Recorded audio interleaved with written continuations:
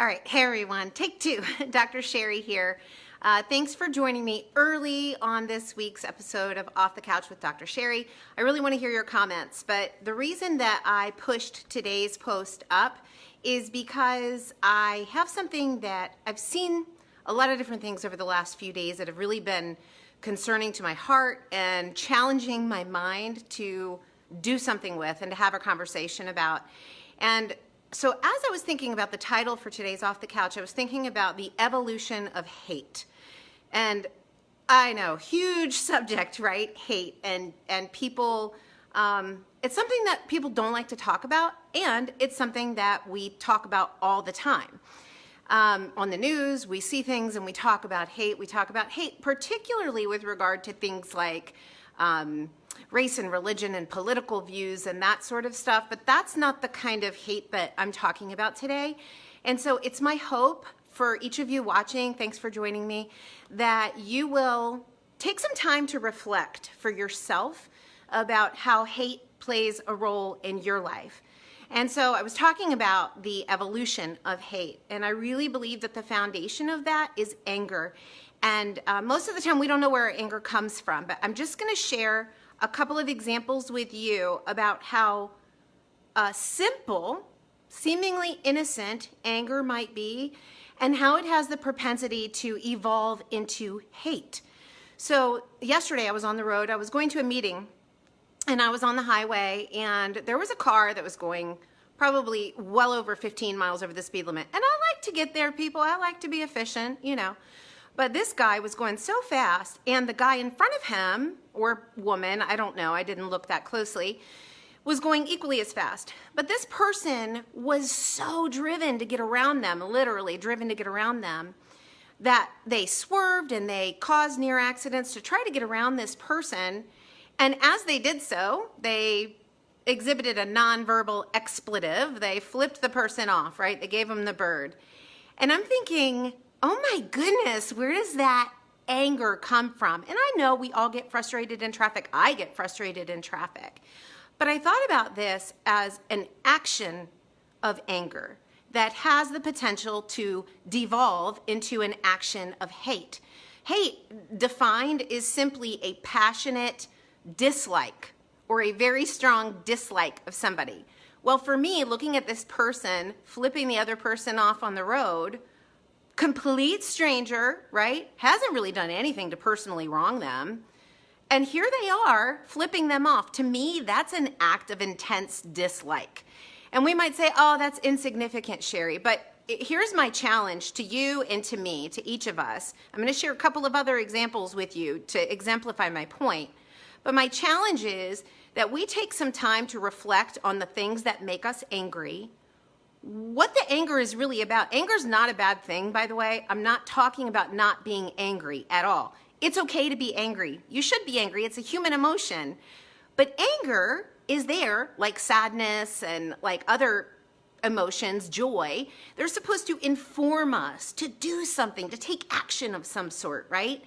And it's generally not a healthy reaction to anger to take that out on somebody else. That feeling is for us. It originated inside of us, and it tells us to do something, right? So let me share another example with you. Keep in mind, sometimes what do we talk about? We say hate is learned, right? We say that it's learned. That's arguable. I think we're born with a certain measure of that in us, the propensity for that. So another day, I was at a convenience mart, and there were gas pumps, and I just went in to get some coffee. And this person was getting gas, and I guess they couldn't get out fast enough because the person in front of them was taking their time. And so this young woman proceeded to get out of the car and just starts berating this man and saying, you need to get out of my way. And well, then that just started this argument. This argument ensued. And this man started cussing at her, and she was cussing at him. Voices were raised. It was insane. I couldn't believe it. And then I looked into the back seat of that young woman's car, and there sat a young boy who she just yelled at, the stranger, saying, I'm trying to get my son to school. What's wrong with you? And I thought, hate's learned, right? Mostly hate is learned. Anger is learned. The expression of anger is learned. Anger is not learned. Anger is innate to the human experience. But the expression of anger, what we do with that, how we handle that, that is learned. And I felt for this young woman because clearly that's an example that was set for her of how you express your anger. And it came across as, dare I say, an action of hate, extreme dislike towards another person for nothing other than a basic traffic delay, right? And so here's this young boy sitting in the back seat, and he's watching all of this. And now he's learning this, right? So this cycle is perpetuated. And again, we might say, well, the anger is justifiable. Let me tell you something. Anger is a response that we have, and we should take ownership of. You should take ownership of it. I should take ownership of it. It is never, ever justifiable to express your anger in such a way that it takes its target, it takes its intense dislike or hate onto another person. You know, we can take this into bigger issues, like I said at the beginning, like religious views and political views and things of that nature. The truth is that when we disagree with somebody, when we feel anger well up inside, that should urge us to do something with that, something productive, not to lash out at somebody else. So we engage in these acts of hate. I'll tell you, I see it all the time on social media. I see friends, family, coming at each other with such vitriol because they have such differing viewpoints. And I want you to think about that. First, we were talking about strangers, and now we're talking about family and friends, right? Or supposed friends. I know that's on social media, but these are people that we've connected with. And if our anger is intended in some way to change another person's behavior or opinion, let me tell you something. We're not going to change it with acts of intense dislike or intense aggression, i.e. hate. That's not how we change the world. That's not how we persuade people or endear people to us. We endear people to us by taking our anger and making it productive. Look at Mothers Against Drunk Driving, right? Mothers who have lost their children to drunk drivers take this and they organize it in such a fashion that it's something productive. It's a useful channeling of anger. That's what anger's for. It's for use. But let me tell you this too, and I'm telling myself this, and I'm challenging everybody that's watching, and I'll keep this short today because I know this is a high intensity topic here when we're talking about hate. But we tend to look at other people. We look at all of the things that are going on in society right now. If you look at mass shootings, for example, and we might say, oh my goodness, what could draw somebody to such levels of intense hatred? And I would argue a couple of things.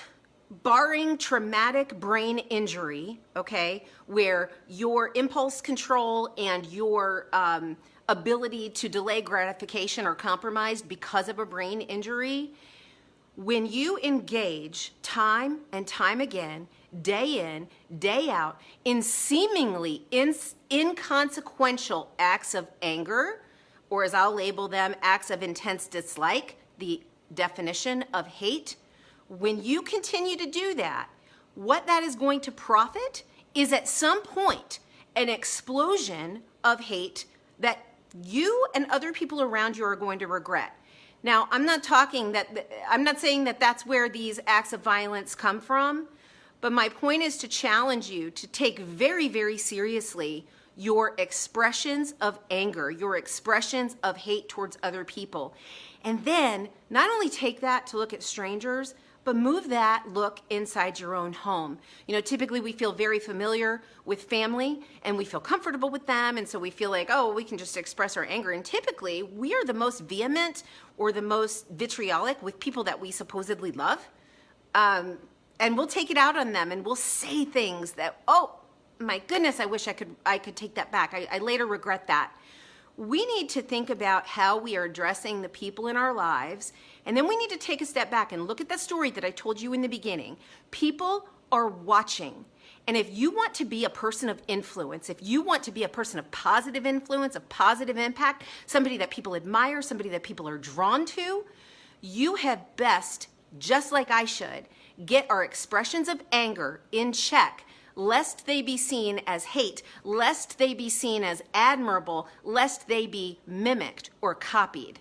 So that's my challenge to you today on Off the Couch with Dr. Sherry, is use your anger towards a profitable, productive end, and not towards daily, seemingly inconsequential acts of hate. I will look forward. Oh, wait, I got a comment. Can you share with us something we can do in that moment? Let me see more here. To help us control our, in parentheses, hateful reaction. Absolutely. So I'm so glad that you asked that question, because this is not something that we can just leave the house in the morning and say, oh my goodness, I'm going to be positive today and I'm not going to have any hateful reactions. I'm not going to have any angry responses. But the first level, the first response that you can engage in is to first be aware. One, be aware of what your triggers are. Is your trigger traffic? Is your trigger a coworker? Is your trigger somebody being late? Is your trigger somebody not following through with what they said? Be aware of that first. If you're first aware of your triggers, then you can take a step back and say, okay, I'm going to be on the lookout for that today. And when I experience that, this is what I'm going to do. I'm going to take a step back. I'm going to acknowledge that I'm angry. I'm not going to excuse them. I'm not going to say, just write it off and say there's no action I should take here. But I'm going to take a step back, one, recognizing that that anger resides in me, that I have full and complete control over it, right? And then you take a step back and think about it. Think about what your productive action is going to be. And that's typically the disconnect with people, is there's not that taking a step back, which you can't possibly take a step back from a situation that makes you angry unless you first take the time to reflect on what your triggers are. And they're different for all of us. So I hope that helps to answer your question. You can just give me a quick thumbs up, and if you need more, let me know. But I am happy to answer other questions that people have, or comments, even stories that you have. Look, I don't claim to have all of the answers. I certainly don't claim to have perfected or mastered this art myself. But I will tell you is that it's a day in, day out, effortful process for me to be aware of what makes me angry, so that when those instances come, I'm ready for them. I can take them on. Because if I just go through life willy-nilly and think nothing's ever going to make me angry, or I'm not supposed to be angry, that's a lie, people. You are supposed to be angry, and it's supposed to serve a purpose. Be angry and don't engage in hateful actions against other people. Remember, that becomes habitual. It becomes something that is reflexive, and it's going to take some time and some effort to retrain your brain, which is possible, by the way, I assure you, to retrain your brain to say, this is how I'm going to respond to things that trigger me in the future to anger. So thank you guys for tuning in. If you didn't get a chance to listen to the whole thing, please go back and watch. I'd love to hear your questions, comments, private message me, and give me some recommendations for some future topics that you'd like to hear. Thanks, everybody. Go and engage in a thoughtful process of how you're going to respond to those things that make you, quote unquote, angry. Take care.